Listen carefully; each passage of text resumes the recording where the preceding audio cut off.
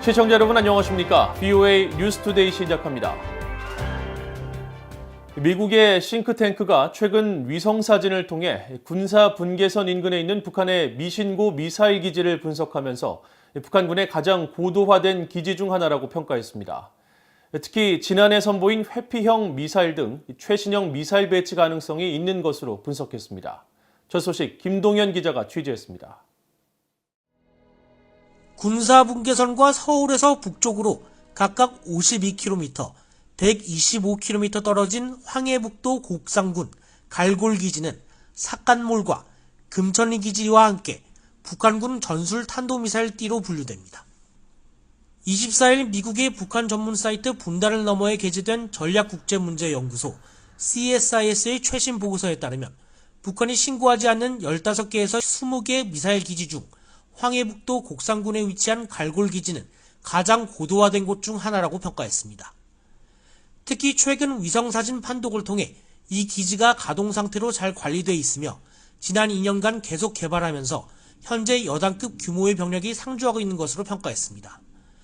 구체적으로는 최대 사정거리 500km인 화성 5, 6 등 단거리 탄도미사일과 사정거리 1000km의 중거리 탄도미사일 화성 9가 대거 배치되어 있는 것으로 추정된다고 밝혔습니다.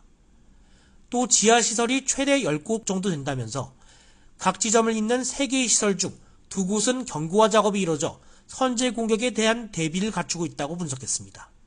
특히 향후 사거리 최대 2000km에 달하는 고체 연료 기반 중거리 미사일 북극성 2호를 실전 배치할 수도 있다면서 이 경우 일본 열도 전체와 오키나와 주일 미군 기지와 그 너머까지 사정권에 둘 수 있다고 분석했습니다. 또 기지의 생존성을 높이기 위한 셈법의 일환으로 지난해 선보인 KN-23, 24, 25 신형 단거리 탄도미사일도 이 기지에 실전 배치할 가능성도 있다고 지적했습니다. 군사 전문가인 브루스 베넷 랜드 연구소 선임연구원은 VOA에 옛 소련군과 현재 북한군에 운용하고 있는 투사 교리를 고려할 때 갈골 기지의 향후 최신형 미사일 역량을 실전 배치할 개연성이 매우 높다고 지적했습니다. 특히 미국의 군사안보 전문가들은 북한군의 투사 교리가 다양한 종류의 미사일을 섞어 쏘는 방식을 채택하고 있다는 점에서 보고서에서 제시한 이동형 차량 운용 숫자도 예상치를 훨씬 웃돌 가능성이 있다고 지적했습니다. When the Soviets used to build new equipment, they almost never threw away the old equipment. They almost always kept the old equipment. So let's say that the North Koreans follow that model and they put KN-23s at this base. Doesn't mean they're getting rid of the Scuds. 한미연합사령부 작전참모 출신인 데이빗 맥스웰 민주주의 소재단 선임연구원은 북한이 여전히 한국에 대한 공격 의도를 중단하지 않고 계속 강화하고 있음을 드러내는 자료라고 평가했습니다. But the amount of investment that they're putting in this and the capabilities that they're developing is an indication that the North Korean People's Army continues to develop offensive capabilities to someday be able to attack South Korea. And that's the point everybody should take away from this, is that North Korea is not developing a military to defend North Korea. 맥스웰 선임연구원은 그러면서 이번 보고서에서는 기지 한 곳에 대해 집중 분석했지만 북한이 미신고한 미사일 기지가 다수 있다는 점을 기억해야 한다며 북한군은 본토 방어가 아닌 침공에 전반적인 투자를 집중하고 있다는 점에 유념해야 한다고 지적했습니다. VOA 뉴스 김동현입니다. 최근 몇 년간 급증했던 북한의 중국산 물품 생산이 올해 신종 코로나 바이러스 사태로 인해 사실상 중단된 것으로 파악됐습니다. 지난 11월 북한의 실질적인 대중 수출액은 단 2,000달러에 불과했던 것으로 나타나 북한이 사상 최악의 경제 상황에 처한 정황이 확인됐습니다. 함지하 기자가 전해드립니다. 25일 중국 해관총서가 공개한 북중 무역 세부 자료입니다. 신종 코로나 바이러스 여파가 본격화된 지난 3월부터 11월 사이 북한이 중국에 가장 많이 수출한 품목 5개는 전력과 페로실리콘, 손목시계의 동력장치인 시계 무브먼트와 텅스텐광, 그리고 가치가 낮은 기타 제품 순이었습니다. 이 중 전력은 북중 합작 수력 발전소에서 서로 주고받은 것이라는 분석이 나왔었는데 이를 제외하고 북한이 중국 상품을 대신 생산해 수출한 역외 가공은 3위인 시계 무브먼트가 사실상 유일했습니다. 지난해 북한의 5대 대중 수출품은 시계 무브먼트에 이어 페로실리콘과 인조 속눈썹, 가발, 해부 실습용 인체 모형, 텅스텐 광순으로 이중 시계 무브먼트와 속눈썹, 인체 모형 등 3개가 역외 가공품이었는데 올해는 시계 무브먼트만 5대 품목에 포함된 겁니다. 앞서 북한은 대북 제재로 최대 수출품이었던 석탄과 해산물, 섬유 제품의 판로가 막힌 뒤 비제재 품목인 손목시계와 속눈썹 등의 수출을 크게 늘리는 모습을 보였습니다. 그러나 신종 코로나 바이러스 사태가 터진 이후 성장세를 보이던 이들 역외 가공 산업이 한순간에 중단된 사실이 이번 해관 총서 자료에서 확인된 겁니다. 북한 경제 전문가들은 북한의 역외 가공 품목의 대중 수출 감소가 북한 내 실업률에도 큰 영향을 끼칠 것이라고 분석해왔습니다. Well, it's not like here. They don't have unemployment insurance. Their factory is closed, and they don't have anything to fall back on. 이런 가운데 이번 해관 총서의 세부 자료에는 전력을 제외한 북한의 11월 대중 무역이 사실상 제로 수준으로 떨어졌다는 사실이 거듭 확인됐습니다. 최근 BOE는 11월 북한의 대중 수출액이 역대 월간 최저 수준인 112만 5천 달러라고 보도했었는데 이 중 전력이 112만 2,812달러를 차지한 것으로 나타난 겁니다. 결국 전력을 제외한 북한의 11월 대중 수출품은 단 3개 품목이었고 이들 물품의 총 수출액은 2,382달러에 불과한 사실이 확인됐습니다. 올해 북한의 대중국 무역액은 제재 이전은 물론 이따른 핵과 미사일 개발 실험에 따른 제재 여파가 있었던 지난해보다도 최저 수준으로 떨어진 것으로 전문가들은 북한이 이 같은 최악의 경제난을 어떻게 버티며 헤쳐나갈지 주목하고 있습니다. BOE 뉴스 함자입니다. 도널드 트럼프 대통령과 조 바이든 대통령 당선인이 성탄절인 25일을 맞아 각각 성명을 발표하고 군인들의 희생과 신종 코로나 바이러스와 싸우는 의료진들의 감사의 뜻을 전했습니다. 트럼프 대통령은 25일 발표한 성명에서 올해 성탄절은 과거와 조금 다를 수 있겠지만 여느 때처럼 감사와 축복을 나눌 수 있는 기회라고 말하고 특히 성탄절을 함께할 수 없는 군인 가족들의 봉사와 희생에 겸허한 마음으로 감사를 전한다고 밝혔습니다.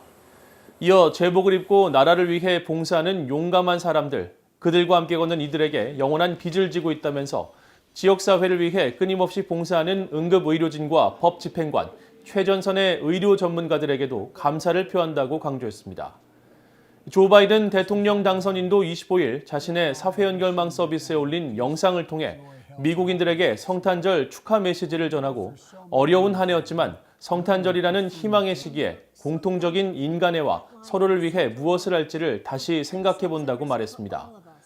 이어 자신은 평소 성탄절에 많은 사람들을 초대해 시간을 보냈지만 올해는 신종 코로나 바이러스 대유행 탓에 모두 취소했다면서 가족을 그리워하는 만큼 가족의 안전을 지키는 것이 필요하다고 강조하고 올해는 가족 모임 규모와 여행 제한을 고려해달라고 당부했습니다.